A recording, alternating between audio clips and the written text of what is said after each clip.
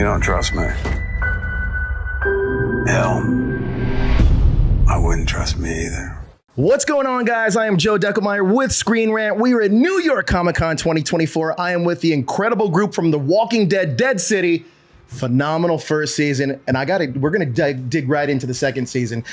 Scott, first question is for you. What led to the decision to expand Dead City season 2 into 8 episodes instead of 6 episodes like some of the other spinoffs? I'm going to look at Lauren at that. I mean, Lauren was a big part of that. I mean, she just was. Yeah. I mean, Lauren said the story demanded it. Lauren said the story demanded it, yeah, or that the story would really benefit. It's very, very difficult, as Scott can attest to, and as a lot of people who make shows can attest to. It is really, really hard to get everything in place and get engines going to shoot a show, and then to only do 6 episodes, it feels like you're ending just as you're beginning. And we had a lot of story to bring and a lot more characters to introduce and a lot more stuff to develop between the existing characters this year. And so to have 8 episodes to do that was really exciting. And so, yeah, I felt pretty hard for it. Yeah, well, look, and Mr. Dean Morgan. Last season when we got to episode 4, I felt like, oh, wow, like we're getting there really fast. Yeah, you know what I mean? yeah. So 8 episodes. Fantastic. Lauren, for you, how does the complexity of Maggie's feud with Negan, focusing on the darker side or darker aspects of the character, influence her overarching themes throughout season 2? The themes in season 2 that are linked to Negan, wrapped up in the Negan-Maggie dynamic, are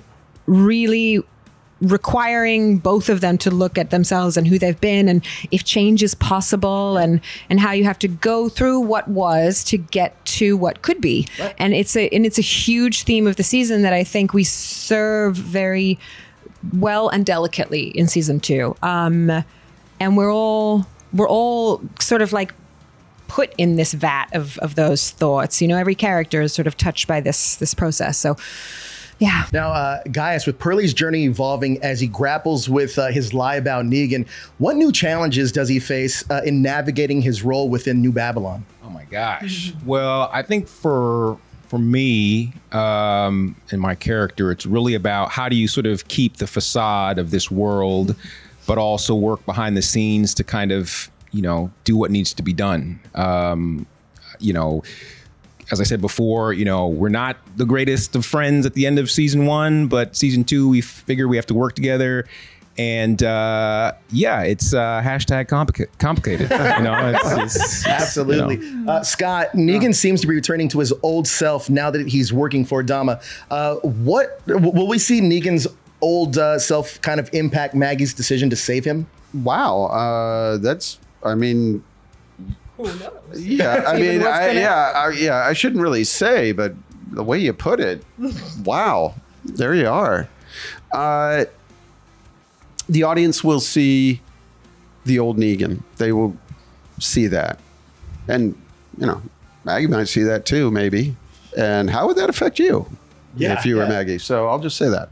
Well put. That's a great answer. Yeah. Lauren, Maggie and Herschel have a decade's worth of unresolved issues. Mm-hmm. How will we see their relationship begin to heal this season? I don't know if we will see it begin to heal or if we will see it be pressure cooked and challenged. I think that the greatest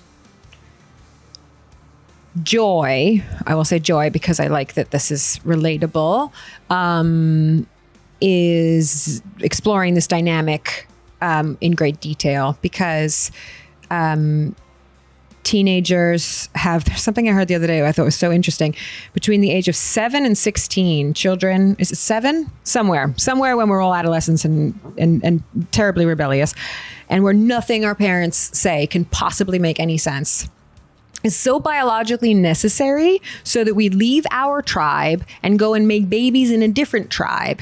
And a good thing that a parent can say at this point is to know and to appreciate that everything they can say or do is going to be wrong, but to surround their children with good voices that might still help them and send them in the right direction. And one of the great challenges this year is that there aren't particularly good influences for Maggie to lean on. So it's continuing to be there for your child and learning what it is to to parent. I mean, it makes me so sad. It's just it's But the it ensures ways. biodiversity is But ensures biodiversity is the upshot. Yeah. So go forth, young Herschel. Gaius, how does Perlie's interaction with Negan in season 2 give us insight into the facets of Negan's insights into the facets of Negan that the original characters may know, but your character isn't familiar with yet? Well, I don't think I really have an interaction with him until deep into the season. So, for me, it's more so figuring out like how do all the pieces fit together with the Maggie, Negan storyline and what that all means and what are the consequences of that. And it's just like another sort of layer to have to deal with as, we work towards, figuring out this whole empire building thing and what people will see in terms of what we're chasing after. #methane. And yeah, it kind of shines, it kind of, the light bulb goes off for me, but at the same time, it just intensifies the storyline and intensifies, the needs of getting the methane and all that kind of stuff. I feel like it's a tease for the upcoming war that There's a war coming. there is a war coming. Yeah. Scott, Kim Coates is incredible, and I feel like that's somebody that I feel like should have been on The Walking Dead prior. I know he was in Sons of Anarchy. Yeah. But I think Robert might have even mentioned him early. Really? For something. I know it isn't the first time I heard Kim's name. He's a legend. In a Walking Dead context. He's bigger than life. He's amazing on screen.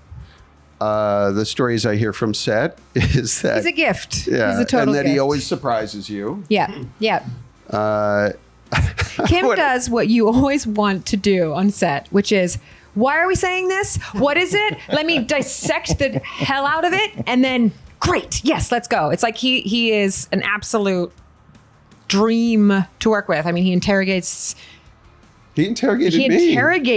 everything and then just lives. He lives so fully. He's my new spirit animal. I love that. Yeah. Well, we know his character's name is Bruegel. Am I correct with this? That's right. He's leader of one of the fiercest groups in New York. Can you tell us a little more about the character outside of that? Oh boy. I mean, he's hilarious. He's powerful. He's capricious. He's scary. He has some amazing scenes with Gaius. Yeah.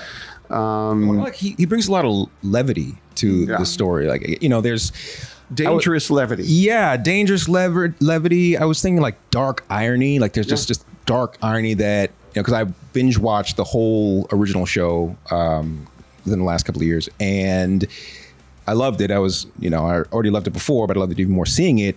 But what I think makes our show special, especially this season, is you get to see that levity and people calling each other on each other's BS, and just those nods and those winks. It's cool, and Kim, of course, brings that. That's incredible. And he's totally his own thing. Like, you can't be like, oh yeah, another. I don't know. He's a heavy. He's a villain, but he's so unusual. There's no one else like him. I love that. And I can't wait. Yeah, That's awesome. It's something special. Lauren, you've described season 2 as one of the most satisfying seasons of television you've ever been a part of. Mm-hmm. Can you give us a glimpse into what makes Maggie's journey so compelling this time around? Yeah, I think it's a lot to do with, I don't know, there's this a tension between Negan and I at a distance and when we're close to each other that is, it's just something you kind of always hope for in your partnership in a show, in a story. And I think we sort of unpack the characters in new ways this year that sets us up to tell the story, to continue the story in, again, if we are lucky enough to do another season, then there's just, it's like you have to sometimes, I don't know. It's like you bring somebody else to the table to start inspecting, and then you realize there's this whole domain you haven't looked at, and then you realize the story can keep going. So I think that I lost my train of thought. It's okay. But I'm just all excited makes for the immersion. Well, I have one more question Yeah. for you, and correct me Yeah. if I'm wrong on this, but you make your directorial debut with the penultimate episode this season. Can you share It's anti-penultimate. anti-penultimate Yeah, it's episode? episode 6 Okay. of 8. Yeah. Okay. Can you share how stepping behind the camera influenced your approach to Maggie as a character and the collaboration with the cast, especially considering the emotionally and physically charged nature of this season? Yeah, it's a great question. I almost just won your question to sit there.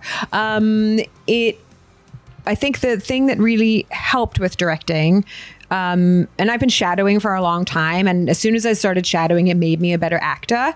And the most fun part of directing is collaborating with department heads and having these sort of sacred conversations with the other actors, scenes or interactions that Maggie wouldn't necessarily have been a part of. And it was so unique to me because the application of my skills or my skill set as an actor in some ways were so much more applicable than I expected them to be, because directing is a huge job and there's so much to prepare for and so much to consider. And there's a clock in the back of your mind that luckily other people are helping you keep track of. But there's the quietude of acting that is so magical, and that's possible in directing too. And I just realized that it's just about a piece at a time. And my favorite parts of everything were in this moment. What matters is my conversation with Gaius about this moment in the character. And it's like we go into this little silo, and at every juncture there's so many opportunities for that, and it's all just a collection of quiet moments if you keep going and you just breathe. Incredible. So yeah, it was good. I can't wait for Dead City Season 2. You guys are absolutely incredible. Thank you so much for stopping by. Thank you. Appreciate Thanks it. for having us. Of course, thank you. It's different now.